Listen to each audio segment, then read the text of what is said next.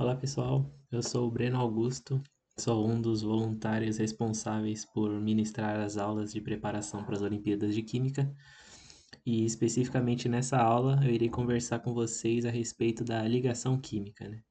Algo que seguramente vocês já viram em outros contextos. Bom, nosso ponto de partida vai ser o seguinte: a gente vai olhar para os gases nobres, né? E por quê? Na natureza, nós encontramos elementos combinados com outros em proporções distintas e essas substâncias, né, compostas, elas apresentam as mais variadas características, né? A gente pode pegar, por exemplo, o sal de cozinha, a gente pode comparar com açúcar, ou então substâncias simples, né, como o gás oxigênio. Todos esses exemplos são exemplos de átomos ligados entre si, né? E frente aos mais de 100 elementos presentes na tabela periódica, tem um grupo específico que se destaca, por assim dizer, que seriam os gases nobres, né? E por quê? Porque eles são um dos únicos elementos que cujos átomos não estão conectados a outros átomos, né? Então apenas os gases nobres, né, como o hélio, o neônio, o argônio, o criptônio, o xenônio e o radônio apresentam átomos estáveis e isolados, né? Ou seja, eles não estão conectados. Isso é uma coisa que chama bastante atenção, né? Que é uma exceção que se repete ao longo de toda uma família. Então, seria razoável olharmos para essa classe de elementos e nos perguntarmos por que eles apresentam esse comportamento, né?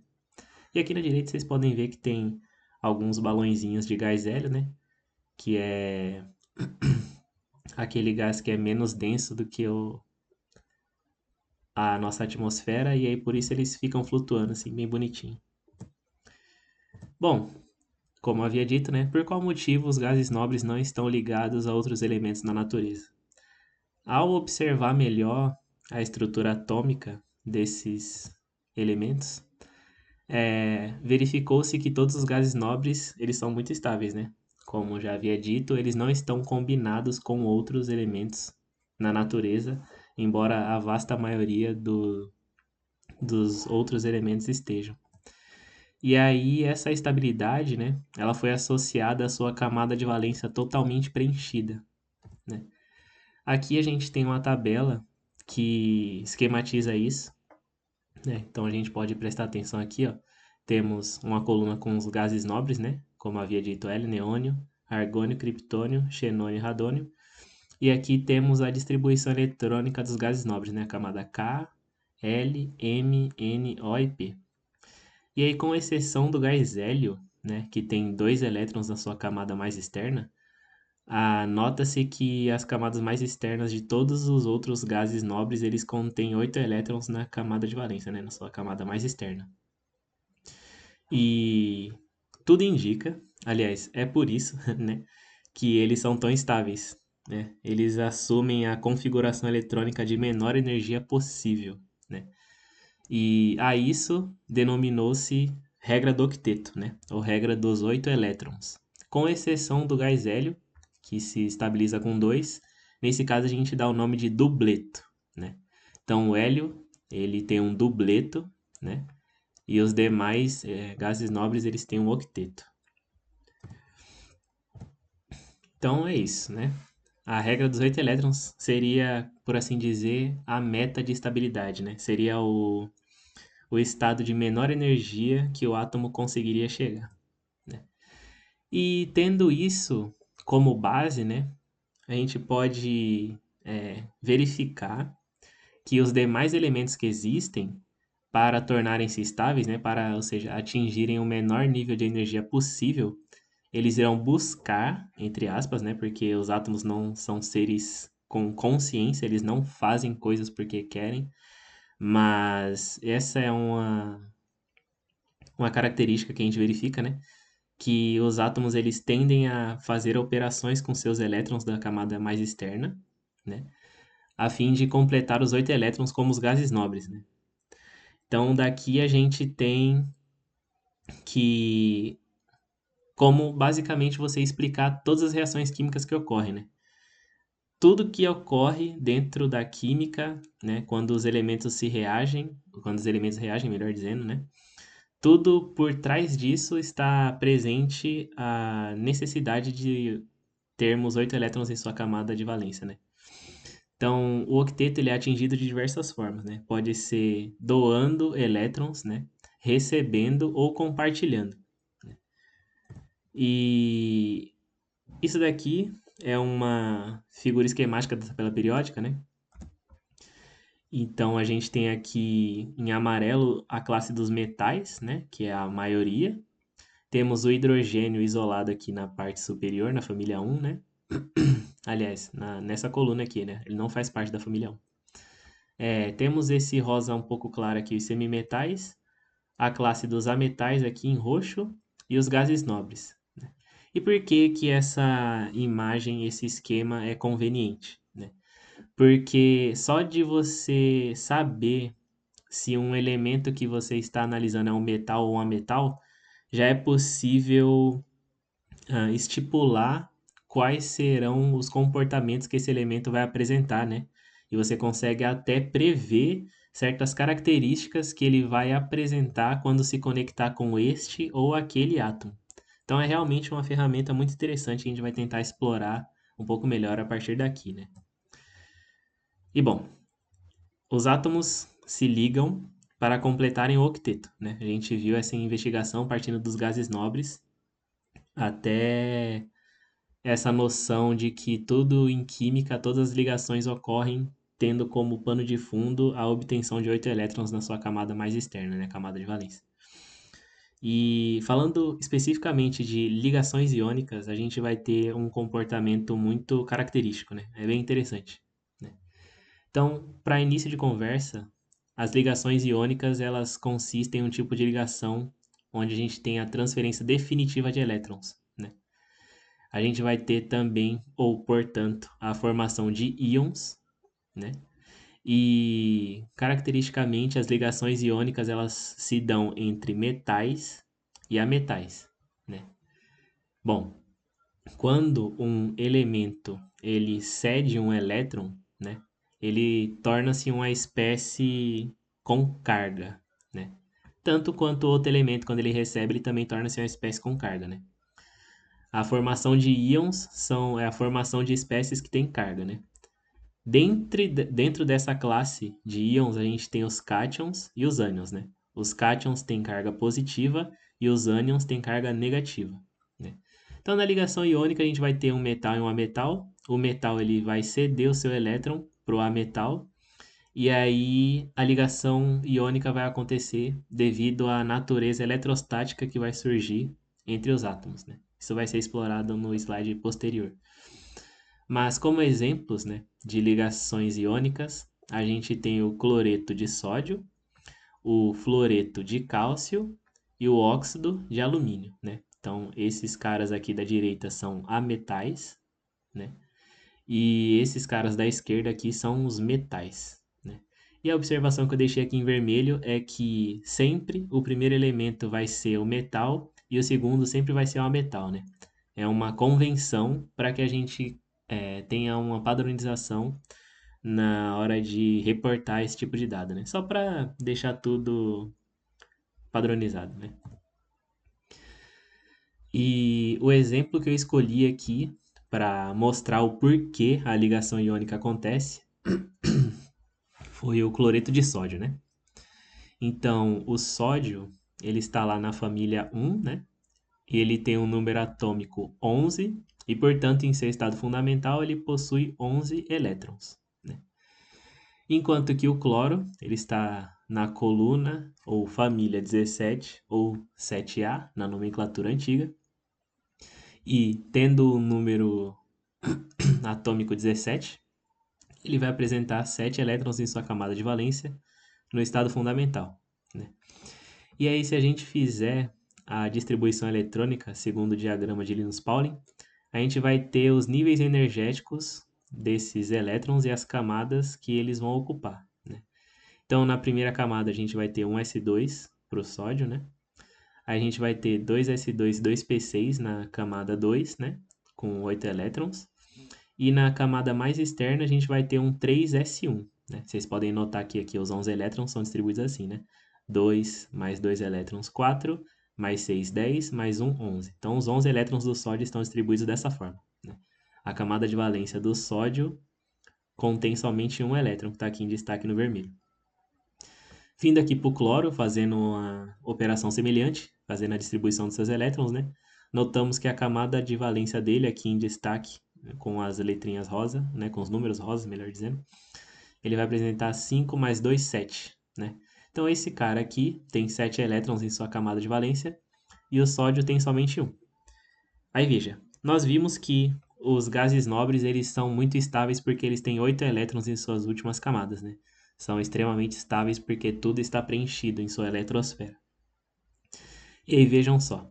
Será que faria sentido um sódio ter que receber mais 7 elétrons para completar 8? Isso seria uma operação muito desfavorável energeticamente, né? Por outro lado, o cloro, que já tem 7, se ele receber só um, ele já vai completar o seu octeto e vai ficar perfeitamente estável, super feliz da vida, né? E aí, qual que é o grande lance da ligação iônica?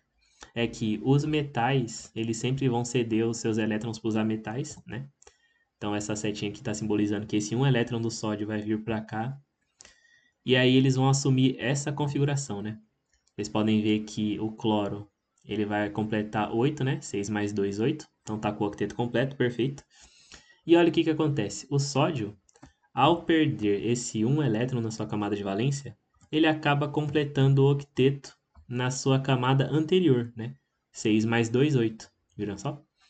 Então, aqui nesse caso, o sódio mais, porque ele perdeu uma carga negativa, então fica o sódio mais, né? Com 10 elétrons. Ele assume a configuração eletrônica do neônio, que é o gás nobre que o antecede na tabela periódica, certo? Tem um número atômico menor que o dele.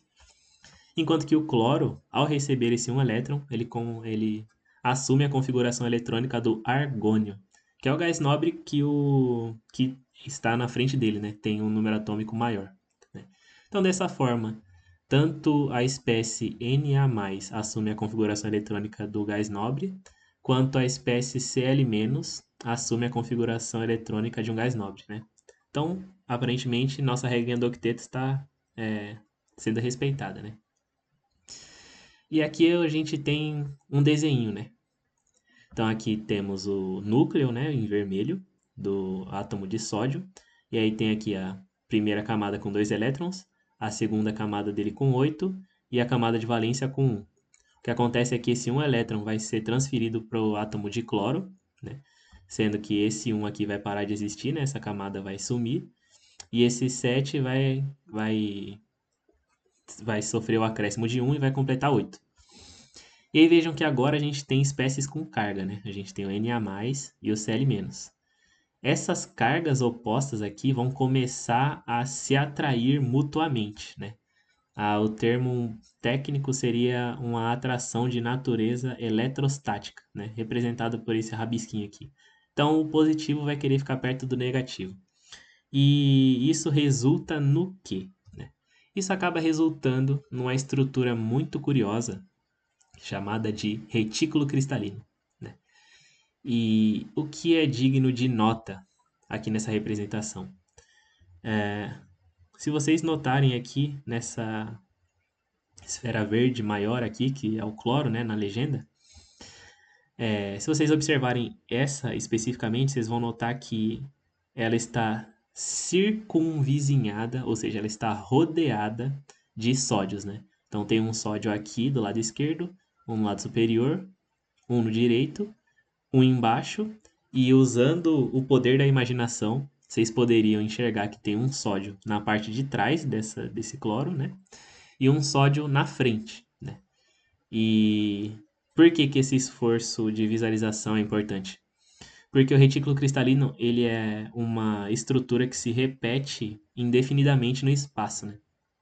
Então, ao longo de toda a estrutura de um composto iônico, teremos esse padrão sendo repetido, né? Evidentemente que nem todo retículo cristalino vai ser igual, mas o que todos apresentam em comum é essa regularidade, né? Você vai ter cátions e ânions sempre muito pertinhos uns dos outros, né? E qual a consequência disso? A consequência disso então, depende disso que os compostos iônicos vão ter algumas características muito próprias, né? A primeira delas é que eles vão possuir uma alta temperatura de fusão e ebulição, né? E por quê? Temperatura de fusão e ebulição, né, essa mudança no estado físico, ela nada mais é do que o rompimento entre interações intermoleculares, né? Ou seja, é o rompimento entre interações dos elementos que compõem uma substância, né? Então, por exemplo, quando você ferve água, você não está quebrando H2O em H2 e O2, né? Só está transformando água líquida em vapor de água, né? Você tem a quebra da interação entre as moléculas. Nesse caso aqui, devido ao retículo cristalino e devido a essa grande proximidade de cargas, né, de natureza eletrostática extremamente forte que os une, é necessário que essa estrutura seja muito aquecida, né? Você deve desprender uma grande temperatura, né? Uma grande energia para ser capaz de separar esses caras que estão tão bem empacotados, né? Então, de modo geral, todos os compostos iônicos apresentam alta temperatura de fusão e ebulição por causa do retículo cristalino, né? Todos eles estão muito juntinhos. Eles são geralmente sólidos e quebradiços. E por que o quebradiço eu deixei com asterisco? É uma coisa interessante de se notar também, né? Verifiquem que, como essa estrutura se repete, você vai ter sempre um cloro, um sódio, um cloro e um sódio. E embaixo é o contrário, né? Tem um cloro aqui, então embaixo vai ter um sódio. Então embaixo do sódio vai ter o cloro, né? O que acontece se eu, por exemplo, aplicar uma pressão aqui em cima? Se eu der uma martelada num bloco de sódio, de cloreto de sódio, aliás, por exemplo. Quando você coloca uma pressão aqui, você vai fazer com que cada um desses átomos aqui, né, imaginando no nosso exercício mental, que ele desça uma posição, né?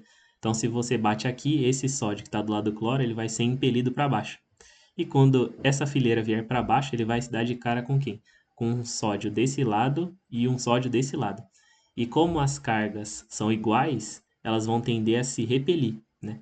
E daí se depreende o fato de que os compostos iônicos são muito quebradiços, né?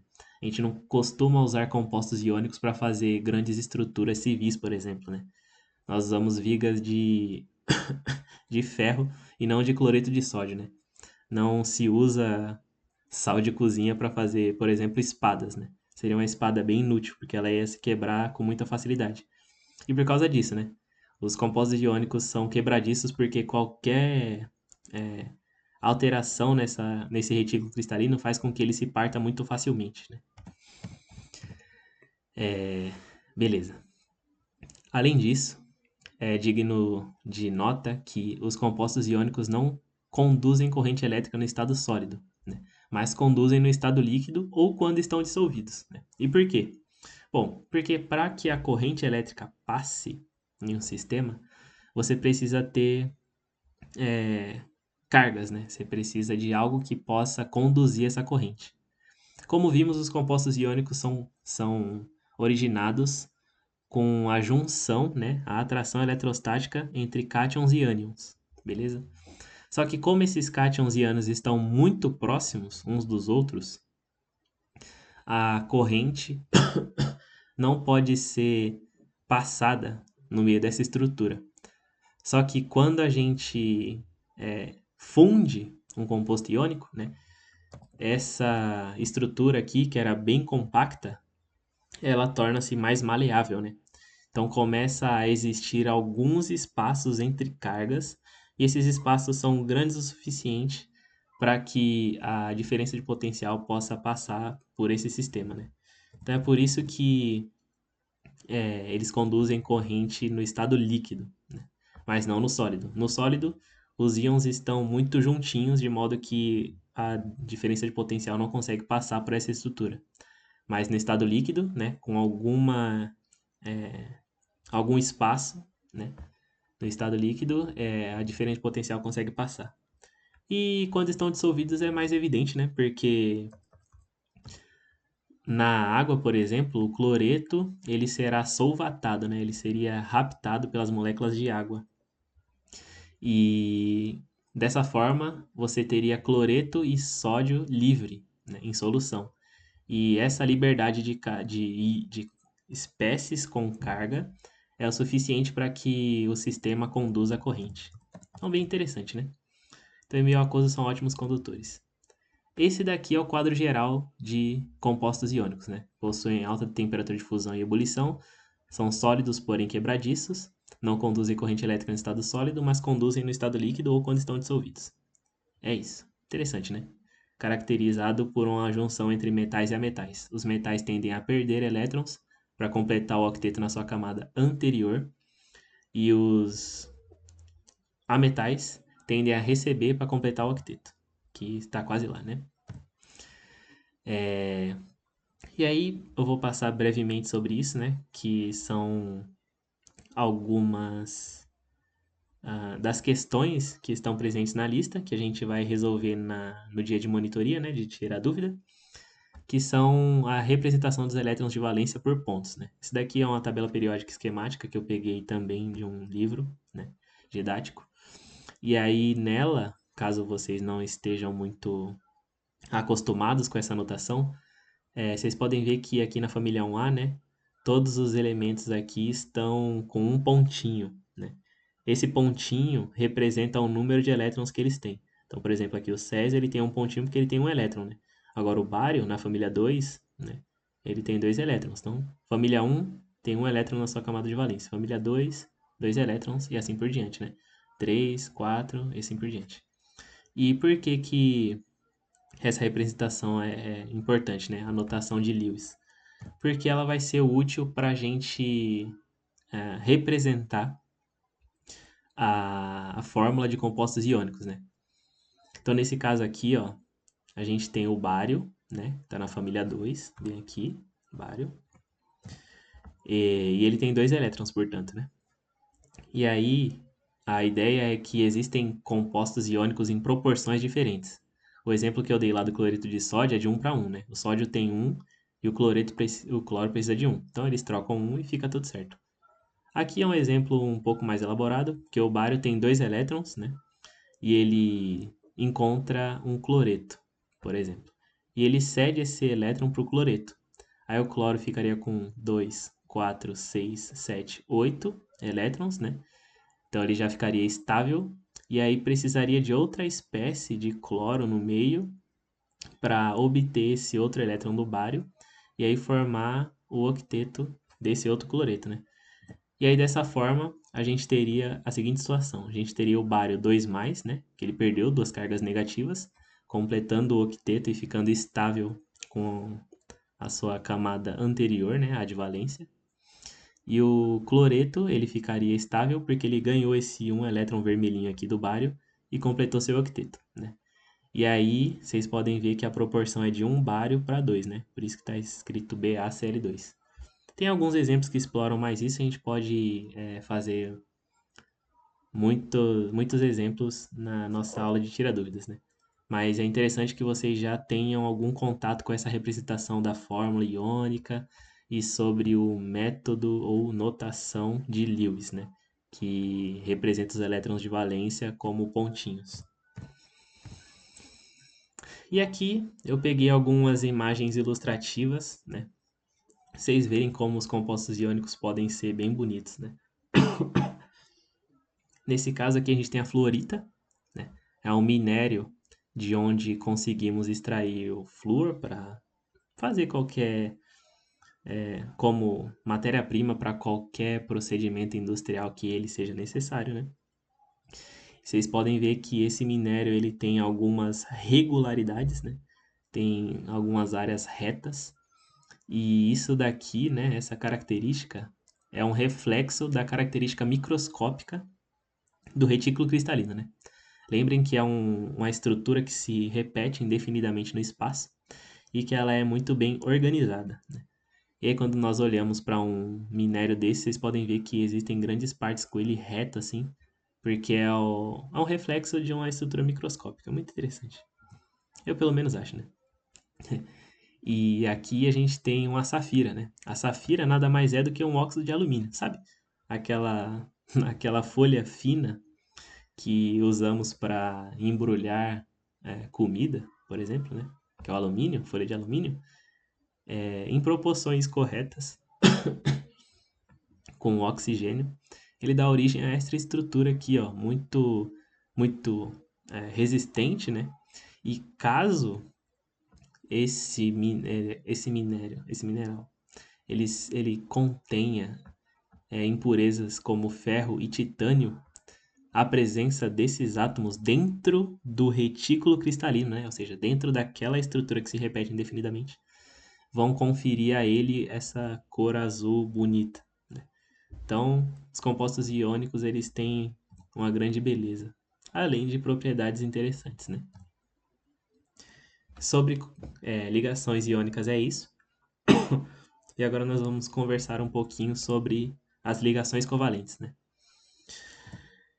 E bom, as ligações covalentes, para começo de conversa, elas ocorrem com um ametal e um ametal, né? Então, nesse caso, ambos gostariam, entre aspas, de receber algum número determinado de elétrons para completar o seu octeto, né? Então, nenhum desses estaria interessado em ceder completamente o elétron, como é o caso dos metais, né? Então, o que vai acontecer na ligação covalente é o compartilhamento de elétrons, né? E eu coloquei aqui entre parênteses um cabo de guerra, porque nem sempre esse compartilhamento é feito de forma igual, né? Alguns átomos, eles são menores, né? Eles têm uma carga efetiva maior e eles são simplesmente mais competentes em puxar os elétrons mais para o seu lado, né? E disso vai ter a consequência de que teremos moléculas chamadas de polares, né? Ou seja, tem polos dentro de uma mesma molécula. E isso vai ser trabalhado também na nossa lista de exercícios, né? Então, se vocês sentirem à vontade ou sentirem alguma dificuldade, podem levar para a gente discutir lá posteriormente, né? Mas a ideia da ligação covalente, né, só voltando, é que a gente vai ter a formação de moléculas, né, ou de sólidos de retículo covalente. E o que são isso, né? Seriam, como exemplo mais simples, né, ou mais simples não, mais famoso, seria o grafite e o diamante, né? Esses sólidos são sólidos de retículo covalente, né? Ou seja, existe uma certa padronização, né? Mas eles são feitos por meio do compartilhamento de elétrons, que é curioso, né? Mas a maioria levam à formação de moléculas discretas, né? Então, diferente do retículo, que são muitos átomos colados uns nos outros, aqui nós temos moléculas discretas, ou seja, moléculas que não interagem muito bem entre si, só entre os átomos que a compõem, né? E aqui a gente tem uma ilustraçãozinha que eu tirei desse livro didático daqui do Tito e Canto, que é um frasco contendo cloro, né? Então aqui, quando você tem dois átomos de cloro, né? Ambos só precisam de um elétron para completar seu octeto. E eles compartilham entre si, né, alguns elétrons e formam moléculas, né? Dessa forma, eles atingem o octeto e ficam com a energia mais baixa do que se eles estivessem separados. Muito curioso. Então aqui eu escolhi alguns exemplos simples para que vocês tenham novamente acesso a esse tipo de notação, né? E que são três, né? Então aqui a gente tem a primeira coluna da esquerda para a direita, a gente tem a fórmula molecular, né? Então esse composto aqui chama-se gás cloro, né? Cl2. E a sua fórmula eletrônica, ou seja, a sua fórmula de Lewis, pode ser representada assim, ó. Então, o cloro, ele está presente na família 17 ou 7A, e portanto ele tem 7 elétrons em sua última camada, né?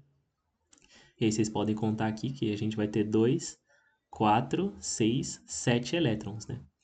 E outro cloro, por sua vez, vai ser semelhante, né? 2, 4, 6, 7 elétrons. O lance da ligação covalente é que esses dois elétrons aqui serão compartilhados, né?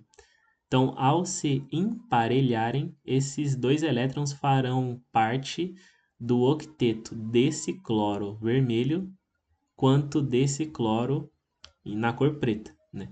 Então vejam como dá certo. Ó, esse cloro em preto tem 2, 4, 6, 7, 8 elétrons, contando com o vermelho. E o vermelho também, ó, 2, 4, 6, 7, 8 elétrons, contando com esse preto.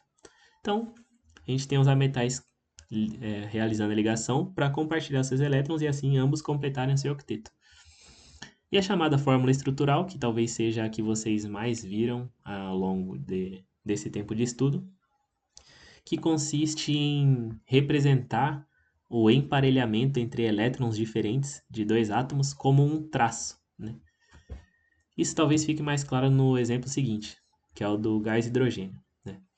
Então, hidrogênio aqui, a sua fórmula molecular é H2, né? A fórmula eletrônica é assim, com seus 1 elétrons disponíveis, e esses elétrons vão ser compartilhados, de modo que vão pertencer a ambos, e cada hidrogênio vai completar o seu dupleto, né? E vai formar uma ligação simples aqui, covalente, que a gente representa por um traço, né? Então, cada tracinho desse representariam 2 elétrons emparelhados, né? Outro exemplo é o gás oxigênio, que está na família 6, né? Contém 6 elétrons em sua última camada, então vocês podem notar aqui, ó, 2, 4, 6 elétrons, e o vermelho, 2, 4, 6 elétrons. Aqui eles podem fazer o compartilhamento de 2 elétrons de uma vez, né? Dando origem a uma ligação que a gente chama de ligação dupla, né? São 2 tracinhos. Dessa forma, ambos atingem o octeto. E por fim, a gente tem o gás nitrogênio, né? Esse carinha está na família 5A ou família 15. Eles têm, portanto, 5 elétrons na sua última camada. A representação eletrônica, ou de Lewis, é feita assim, com 5 pontinhos. E eles irão compartilhar entre si esses elétrons em destaque aqui, ó. Um com esse segundo com esse com esse. E a gente pode representar esse tipo de ligação com 3 tracinhos, né? Chamada de ligação tripla. Dessa forma, só para ver que dá certo, né? A gente vai ter 2 elétrons aqui, mais 2, 4 compartilhados, né? Mais 2, 6, mais 2, 8. Então, esse nitrogênio está com o octeto completo e esse daqui também está. Esse daqui é o segredo da ligação covalente, né? O compartilhamento de elétrons para que ambos ametais completem o seu octeto e fiquem estáveis. E aí, por fim, né? Trabalhando mais naquela ideia de cabo de guerra que eu falei, a gente tem um conceito chamado de polaridade das ligações, né?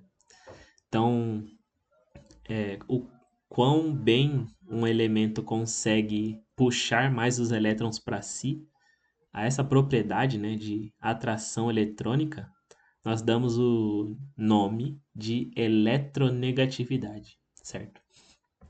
E nessa escala a gente tem do mais forte para o mais fraco, né? Então, o átomo mais eletronegativo que existe no universo é o flúor, né? Numa briga de puxar elétrons para si, ninguém ganha desse carinha aqui. E isso devido à sua natureza, né? Por ser um átomo pequenininho, o seu núcleo está muito perto da sua eletrosfera. E, portanto, a atração que o núcleo faz por todos os elétrons que estão em volta dele é muito alta, né? Logo na sequência do flúor, a gente tem o oxigênio. E depois dele, temos o nitrogênio. E eu deixei esses 3 carinhas aqui em destaque, porque FON, né? Flúor, oxigênio e nitrogênio, em azul, eles têm tanta eletronegatividade. Então, uma molécula que contém esses átomos, ela é tão ela é tão polar, geralmente, aliás, que ela dá origem a um fenômeno chamado de ligação de hidrogênio, que será uma coisa que vocês vão explorar na aula de outros voluntários, né? Mas essa ideia de eletronegatividade é muito importante, né? Então já estou falando agora porque, embora haja um compartilhamento, esse compartilhamento não se dá exatamente de forma uniforme, né? A eletronegatividade é algo que a gente deve tomar nota ao observar ligações covalentes, né? E aí, como exemplo, temos o HF com o H2. Aliás, né? Só falei desses 3. Na sequência do nitrogênio, a gente tem o cloro, o bromo, o iodo, o enxofre, o carbono, o fósforo e, por fim, o hidrogênio, que seria o menos eletronegativo desses, né? A única coisa que o hidrogênio tem, vamos dizer, vantagem atrativa em termos de eletronegatividade é com qualquer metal, né? Porque lembrem que os metais eles querem se livrar dos seus elétrons na camada de valência para completar o octeto na camada anterior. Então, metais não são nada eletronegativos, eles só querem ceder seus elétrons para completar o octeto na anterior. É interessante, né? Da direita para a esquerda, a gente tem um aumento de eletronegatividade, ou seja, da direita para a esquerda, a gente tem uma afinidade por elétrons maior.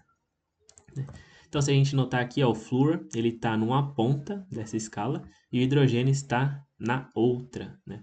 E o que acontece quando a gente tem uma molécula formada por esses dois caras? Então, a gente vai ter o HF aqui.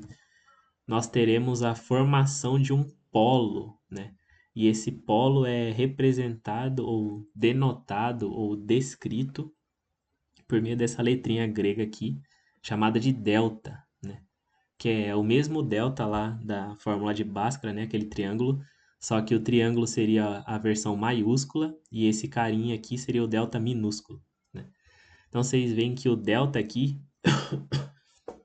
ele está seguido por um símbolo de negativo. Isso denota que os elétrons eles vão passar a maior parte do tempo ao redor desse lado da molécula aqui, né, do que desse, devido à maior eletronegatividade do flúor frente à eletronegatividade do hidrogênio, né? Embora os elétrons também pertençam ao hidrogênio. E coisa semelhante não acontece aqui com uma molécula que é composta por dois átomos iguais, né? Então, dois hidrogênios assim. Nesse caso, a gente não tem a formação de polos, porque nenhum hidrogênio seria melhor em atrair os elétrons para si do que outro hidrogênio, né? Então, nesse caso aqui, a gente teria uma molécula apolar, uma molécula que não possui polos. Enquanto que aqui a gente tem a formação de dois polos, né? Um polo negativo, com esse delta menos, e um polo positivo com esse delta mais, certo? E aqui a gente tem uma imagem que ilustra bem isso também, né? Você pode ver que o hidrogênio ele é bem pequenininho e o cloro é bem grandão, né? E esse escuro aqui, né? Esse borrado, vocês podem imaginar que são os elétrons, né? Então, vocês podem observar que esse círculo aqui, essa circunferência, ela é maior por lado do cloro, porque na maior parte do tempo os elétrons vão estar mais para este lado aqui, né, do que para este aqui. E isso por quê? Porque o cloro é mais eletronegativo do que o hidrogênio, né? Então, usando de novo a imagem de um cabo de guerra, seria como se o cloro sempre estivesse ganhando. Então, desse lado aqui vai ter sempre um pouco mais negativo do que esse, né? Muito bem. E aí, para finalizar, a respeito das ligações covalentes, a gente tem algumas características, né? A primeira delas é que eles não são bons condutores de corrente elétrica. Isso por quê, né? Porque não existem cargas de verdade entre os compostos covalentes, né? Embora exista uma carga residual aqui, positiva e negativa, né? Essa carga não é apreciável o suficiente para que uma diferença de potencial passe por aqui. Fora que as moléculas, elas não estão exatamente próximas umas das outras o suficiente para que a corrente passe de modo uniforme, né? Então, de modo geral, compostos covalentes não são bons condutores de corrente elétrica, né? Eles apresentam pontos de fusão e ebulição muito baixos se comparados aos outros compostos, né? Como, por exemplo, metais ou compostos covalentes. Isso por quê? Porque as moléculas que formam os compostos covalentes, elas não conseguem se atrair tão bem, de modo a terem estados físicos como líquido e sólido muito estáveis, né? Isso vai ficar mais claro quando vocês tiverem a aula de ligações intermoleculares, né? E por fim, geralmente, compostos covalentes não são bons condutores de energia térmica, né? Porque a condução de energia térmica se dá por meio da dissipação de energia vibracional entre os átomos de uma substância, né? Só que como a gente viu, geralmente os compostos covalentes eles resultam em moléculas discretas, né? Então as moléculas ficam livres por aí, como é o caso do cloro aqui. Vou botar aqui, isso. Tá vendo? Esses caras, eles estão bem dispersos por aqui. Então, se, por exemplo, houvesse um ponto de aquecimento aqui, onde eu estou em destaque, o cloro que está aqui em cima não estaria sentindo esse aumento de temperatura, né? Ou seja, as moléculas daqui estariam vibrando um pouco mais, enquanto que as daqui de cima nem sentiriam isso. E por quê? Porque elas estão muito distantes umas das outras, né? De modo geral, isso é verdade para todos os compostos covalentes, né? Não são bons condutores de energia térmica. Então, essa tabela aqui vai nos ajudar a tentar amarrar os conceitos que vimos, né? Se nós tivermos 3 compostos iônicos aqui, né? Como cloreto de sódio, óxido de magnésio ou fluoreto de cálcio, né? NaCl, MgO ou CaF2, né? Há metais e metais aqui. Verifica-se que o ponto de fusão desses caras é extremamente alto, olha só. 801 graus Celsius, 2.800 graus Celsius, 1.400 graus Celsius para começarem a fundir, enquanto que esses compostos covalentes, né, são moléculas de água, de dióxido de carbono e de metano, têm um ponto de fusão muito menor, né? Por exemplo, 0 graus para a água, menos 56 para o dióxido de carbono e até menos 182 para o metano, né? E o mesmo comportamento se verifica para o ponto de ebulição, né? Então aqui a gente tem 1.400, 3.000, 2.000, enquanto que para os covalentes aqui a gente tem 100, menos 78, menos 161. Então olha só que coisa interessante, né? Só de ter uma noção do local onde o elemento está e qual a natureza de compartilhamento de elétrons que se dá entre essas espécies, a gente já vê uma mudança sensível em propriedades macroscópicas, né? Ou seja, em coisas que nós conseguimos mensurar. Eu particularmente acho isso bem interessante. Espero que vocês tenham achado também. Espero que essa aula tenha sido útil de alguma forma. E voltando lá para o início da apresentação, né? Só para amarrar. Além dessas propriedades da ligação química, né? Que de fato é um assunto bastante extenso. Eu esqueci de comentar, mas eu deixei aqui na parte inferior o meu contato, né? Meu e-mail. Então, se vocês quiserem conversar um pouquinho mais ou tirar alguma dúvida eventualmente da lista, né? Antes do nosso plantão ou mesmo depois que ele passar, sintam-se à vontade para me escrever, né? Mas para resumir aqui a nossa história, os átomos se ligam para atingir a estabilidade, né? Ou seja, 8 elétrons em sua última camada, né? Na ligação iônica, a gente tem a ligação entre um metal e um ametal, né? Temos a transferência definitiva de elétrons. E na ligação covalente, a gente tem o compartilhamento, né? Tudo isso gira em torno de uma tentativa de atingir uma configuração estável, semelhante aos gases nobres. Certo, moçada? Então, eu acho que é isso. Até breve.